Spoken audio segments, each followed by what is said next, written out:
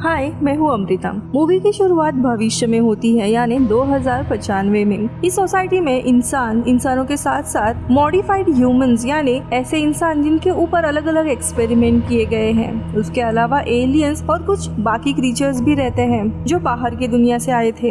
एक experimental lab में हम जिल नाम के ह्यूमनॉइड लड़की को देखते हैं, जिसे खुद एलियन के साथ मिले हुए एक्सपेरिमेंट के साथ बनाया गया था। वो फैसिलिटी से भागने की कोशिश करती है, लेकिन गार्ड्स उसे पकड़कर हॉस्पिटल में लेके जाते हैं। इसी दरम्यान हमें दिखाया जाता है कि न्यूयॉर्क शहर के ऊपर अचानक से एक पिरामिड आ गया था और उस पिरामिड के अंदर एंशिएंट इजिप्शियन गॉड होरस था। दरअसल यहाँ पे होरस को बाकी देवताओं से सजा के तौर पे अर्थ पे भेजा गया था। उसकी इमॉर्टिलिटी भी चली गई थी, लेकिन होरस के पास 7 दिन का समय था। इन 7 दिनों में उसे किसी लड़की को चुनना है जिससे वो अपनी संतान को जन्म दे सके, और होरस के बच्चे के रूप में ही होरस का रीबर्थ होगा और इसी तरह से वो फिर से इमॉर्टल बन सकता था। यहाँ पे हम होरस को देखते हैं जो दिखने के लिए इंसानों की तरह था, लेकिन उसका फेस फैल्कन की तरह था। वो अपने 2 सेवकों को ऐसे लड़की ढूंढने के लिए कहता है जो उसके बच्चे को जन्म दे सकती है, क्योंकि यहाँ पे कोई भी साधारण इंसान होरस की शक्तियों को झेल नहीं सकता। वहीं दूसरी तरफ हम जिल को देखते हैं जिसे अपने अतीत के बारे में कुछ भी याद नहीं था,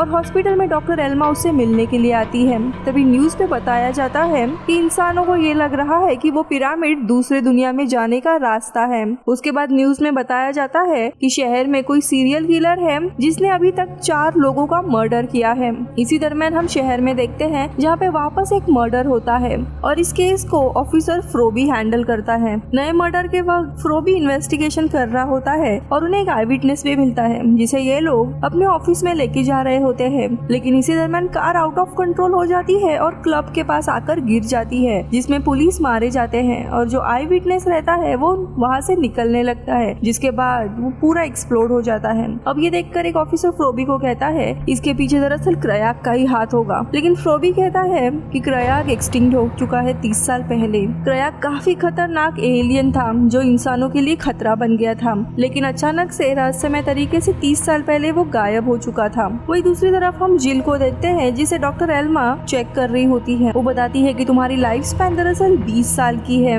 और तो और तुम्हारे अंदर की सारी मेमोरीज को मिटा दिया गया है। शायद ये किसी दवाई के वजह से हुआ होगा, पर जिल कहती है कि उसे कुछ भी याद नहीं है। असल में जिल को एक लैब में बनाया गया था। बाकी इंसानों से वो काफी ताकतवर रहती है। अपने एनवायरनमेंट को अडेप्ट करने के लिए उसके डीएनए बिल्कुल इंसानों की तरह ही हो रहे थे ताकि अर्थ के एनवायरनमेंट को वो सह सके, यानी कि कुछ ही समय के बाद वो पूरी तरीके से इंसान बनने वाली थी।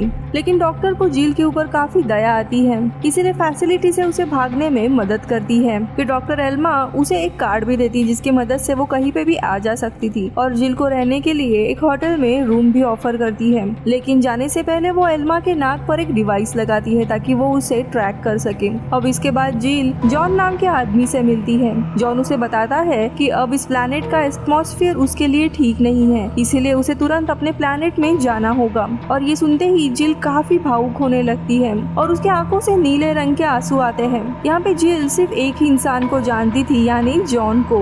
इसी दरम्यान हम आसमान में स्थित एक क्रायो प्रिजन को देखते हैं जिसके अंदर कुछ खराबी के कारण प्रिजनर्स के कुछ कैप्सूल नीचे धरती पे गिरते हैं। यहाँ पे पुलिस प्रिजनर्स को पकड़ने आती है, लेकिन उनमें से कैप्सूल खाली थी, उसका प्रिजनर भाग गया था और बाकी कैप्सूल में सारे प्रिजनर्स मारे गए थे। अब पुलिस उनकी बॉडी ले ही रही थी। इसी दरम्यान लैब के गार्ड्स आकर पुलिस को मारते हुए उन बॉडीज को लेके जाते हैं। अब इसके बाद सिटी का सेनेटर कायल वहाँ पर आता है और वहीं पर ऑफिसर फ्रोबी उसको एक प्रिजनर का कटा हुआ पैर दिखाता है और बताता है कि वही प्रिजनर का है जो कैप्सूल से भाग गया है। अब सेनेटर कायल और उनके असिस्टेंट लियांग वो पैर लेकर वहाँ से चले जाते हैं। ये पैर दरअसल निकोपोल नाम के एक प्रिजनर का था और गिरने के बाद होरस ने उसे पकड़ लिया था और उसे पजेस करके एक रेलवे स्टेशन पे लेके आता है और वहाँ पे होरस उसे ये कहता है कि मैंने तुमसे पहले 5 लोगों के शरीर को पजेस करने की कोशिश की थी, लेकिन उनके शरीर मेरे गॉडली पावर को बर्दाश्त नहीं कर पाई और वो मारे गए,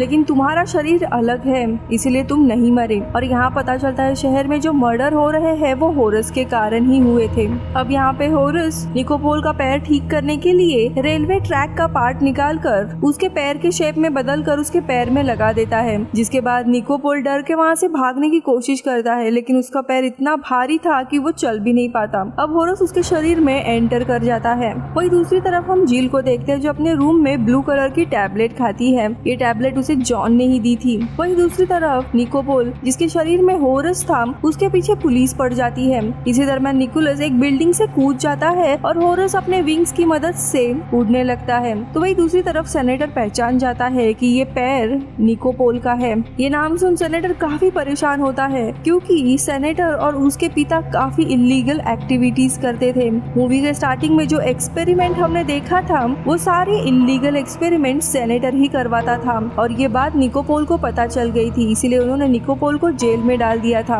अब वो निकोपोल को मारने के ऑर्डर्स देता है।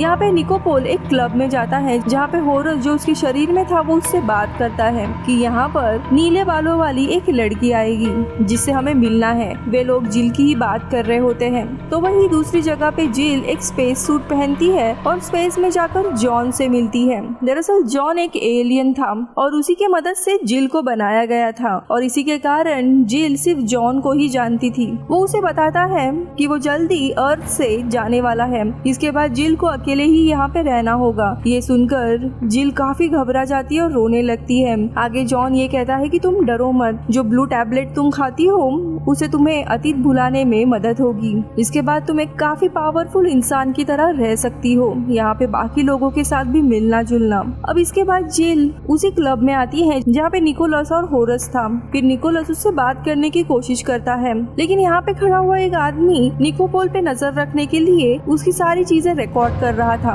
अब अंत में निकोपोल जिल से कहता है कि वो उसे घर छोड़ देगा लेकिन जिल मना करती है। लेकिन निकोपोल के अंदर से होरस फिर कहता है कि तुम्हारे पास और कोई भी रास्ता नहीं है, जिससे जिल हिप्नोटाइज हो जाती है और वो निकोपोल को अपने कार में लेके जाती है उसके घर। और वो आदमी जो इन्हें रिकॉर्ड कर रहा था वो भी अपने कार में चला जाता है जहाँ पे हम एक एलियन टाइप क्रीचर यानी क्रयाक को देखते हैं जिसे दरअसल सेनेटर ने ही निकोपोल को मारने के लिए भेजा था। वो क्रीचर उस आदमी के पास से रिकॉर्डिंग डिवाइस निकालकर उसे मार देता है। तो वही दूसरी तरफ हम होटल में देखते हैं जहाँ पे होरस जिल को वापस हिप्नोटाइज करता है और उसके साथ इंटीमेट होता है। अब अगले दिन जिल निकोपोल को अपने बाथरूम में पाती है और वो उसे गन पॉइंट पे रख कहती है कि तुम यहाँ से निकल जाओ। तो वही निकोपोल जिल से प्यार करने लगा था। अब इसके बाद जिल डॉक्टर एल्मा के पास आती है और उनसे निकोपोल के बारे में बताती है, जिसे सुन डॉक्टर उसे पूछती है कि क्या तुमने इसके पहले किसी के साथ रिलेशन बनाया था। तो जिल कहती है कि मुझे अपने अतीत की कुछ भी चीज याद नहीं है, वो सिर्फ जॉन को जानती है। जिल ने यहाँ पे वो ब्लू टैबलेट भी लाई थी जो वो अक्सर खाया करती थी। डॉक्टर उसे अपने पास रखती है उस पे टेस्ट करने के लिए। वही दूसरी जगह पे क्रायाग सेनेटर को वो वीडियो लाकर देता है जो उसने उस आदमी से रिकॉर्ड किया था। वो देखकर सेनेटर काफी गुस्सा होता है कि वो आदमी निकोपोल है जिसे क्रायाग को मारना था लेकिन अभी भी वो जिंदा है। तभी क्रायाग पूछता है कि उसके साथ लड़की थी इसीलिए मैंने नहीं मारा, लेकिन वो लड़की कौन है। तभी वहाँ पे एक लैब साइंटिस्ट था, वो बताता है कि वो मॉडिफाइड बीइंग है जिसे लैब में बनाया था। और ये कहकर वो साइंटिस्ट एक लिक्विड को क्रायाग को पिलाकर उसे उन्हें मारने के ऑर्डर्स देता है। तो वही दूसरी जगह पे जिल को कुछ लोग किडनैप कर लेते हैं। उस प्लेन के अंदर क्रायाग भी होता है जो जिल से पूछता है कि तुम्हारे साथ जो आदमी था वो कहाँ पर है और उसे टॉर्चर करने लगते हैं। लेकिन तभी वहाँ पे होरस भी आ जाता है जो उन पर अटैक कर जिल को बचा लेता है और उसे वापस होटल में छोड़ देता है और जिल की मेमोरी मिटा देता है ताकि वो भूल जाए कि क्रायाग और निकोपोल एक ही है। थोड़े समय के बाद जिल इंक्लूसिव जोन नाम के एक जगह पर आती है। दरअसल ये एक तरह का एलियन का गेटवे था जिसे एलियंस अपने प्लेनेट से अर्थ पर आ और जा सकते थे। यहाँ पे इंसान या बाकी क्रीचर्स का आना मना था और आसपास काफी सारे कंकाल भी पड़े हुए थे क्योंकि एलियंस के बगैर जो भी कोई उस जोन में जाता वो मारा जाता। तभी जॉन वहाँ पे आता है और जिल को बताता है कि ये दूसरी दुनिया में जाने वाला रास्ता है, मैं यहीं से आया हूँ और कल यहीं से चला जाऊंगा, उसके बाद ये गेट भी बंद हो जाएगा। अब उसी शाम को डॉक्टर एल्मा जिल के होटल में जाती है उनसे मिलने के लिए और वो रिसेप्शन से जिल के बारे में पूछती है। इसी दरम्यान डॉक्टर की मुलाकात जॉन से भी होती है